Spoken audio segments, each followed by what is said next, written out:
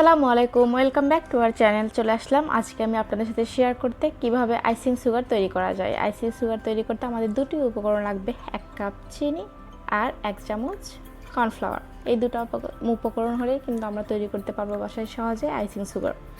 তো আমি একটা ব্লেন্ডার জগে 1 কাপ চিনি নিয়ে নিয়েছি, এর মধ্যে 1 চামচ কর্নফ্লাওয়ার দিয়ে দিলাম।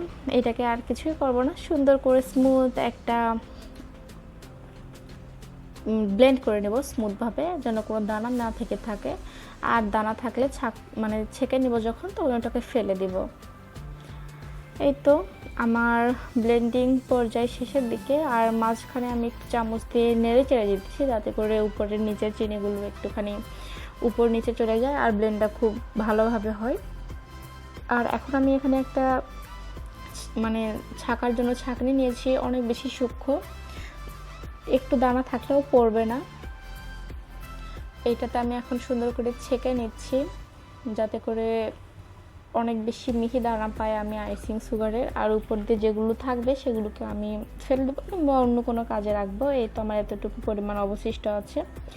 আর এই যে আমার আইসিং সুগার রেডি। তো আশা করি আজকের ভিডিওটি আপনাদের ভালো লেগেছে। যদি ভালো লেগে থাকে তাহলে প্লিজ আমার চ্যানেলটিকে সাবস্ক্রাইব করবেন, পাশে থাকা বেল আইকনে ক্লিক করবেন, লাইক কমেন্ট ও শেয়ার করবেন। আমাদের জন্য দোয়া করুন। আপনারা সবাই অনেক বেশি ভালো থাকবেন। আল্লাহ হাফেজ।